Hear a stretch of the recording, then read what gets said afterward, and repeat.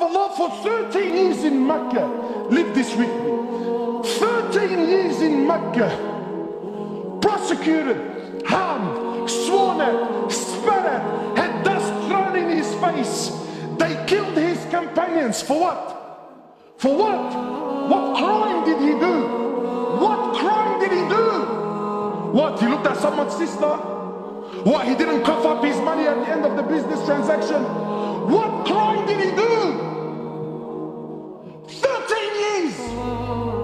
They boycotted him and his family for 3 years. Sahaba said we were eating the leaves of the trees until our droppings became like the droppings of animals for 3 years. For what? What crime? They divorced his daughters. Sumayya radiallahu in front of the Prophet, publicly. I'm not telling you, wallah, you know what, that they started sending around a WhatsApp video about what. No. Publicly, live, in front of the Prophet and his companions, they grabbed Sumayya, a woman. They grabbed her publicly. They opened her legs in front of her husband and her son, and they rammed the spear into her private parts until they killed her. They exiled him from his land, Mecca. Exiled him for 18 months in Medina. 18 months he was crying. Why? Because he was missing the Kaaba so much. They stabbed his pregnant daughter. As a result, she lost her child. 8 or 6, a few months later, she ended up dying in Medina. He buried every one of his children while he was alive, except for Fatima. In Uhud, they massacred the dead. His uncle Hamza, they cut his nose off, they cut his ears off, they ripped his liver out. Hind took a bite from his liver and spat it on the floor. Sahaba said when the Prophet of Allah seen Hamza, we never seen him cry like he cried when he seen his uncle Hamza. In narrations, he prayed janazah for his uncle 70 times. So much hurt and so much pain. For years.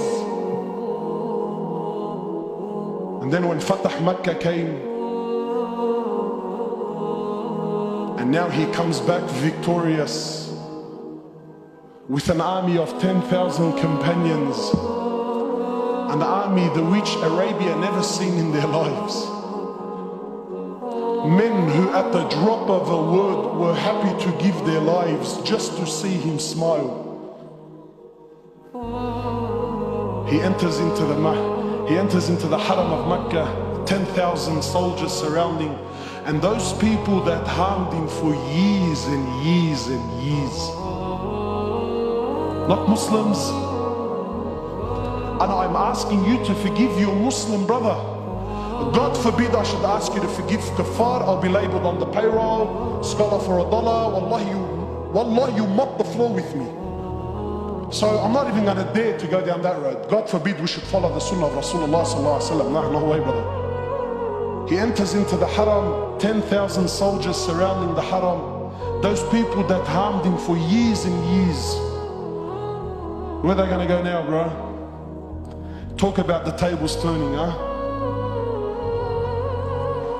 So he looks at them. He says to them, and what do you think I will do with you today? What do you think I will do today? They said, you're an honorable, generous person, the son of an honorable, generous person.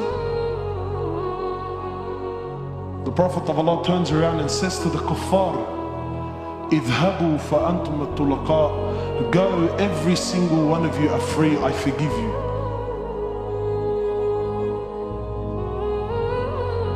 Where's this sunnah in our lives, man? Where's this deen? Wallahi, my brothers, I take an oath by Allah. Forgive me if these words are a bit harsh. But I tell you now, and this is my own personal opinion, Wallahi, even our love for the deen, even our love for the Sahaba is a love of dunya. Nobody here loves Umar ibn al-Khattab. Most loved, probably one of the most loved. He's definitely my favorite. Nobody here loves Umar ibn al-Khattab because he had permanent marks on his cheeks from crying out of fear of Allah. Now, cuz, we love Umar ibn al-Khattab because when his name was mentioned, the kuffar used to shake in their knees.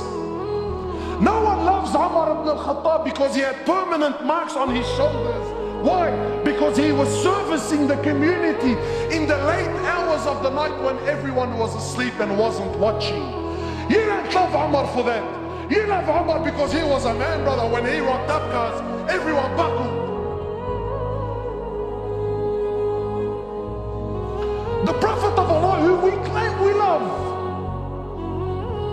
Because I'm sure you're thinking in your mind, Wallah, brother, may Allah reward you. Very nice khutbah, very emotional, very touching.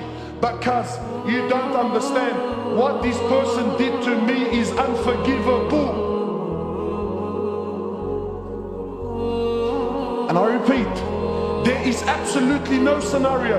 I don't care if he shot your mother, he shot your father, he raped your child. I don't care what scenario you could possibly throw at me.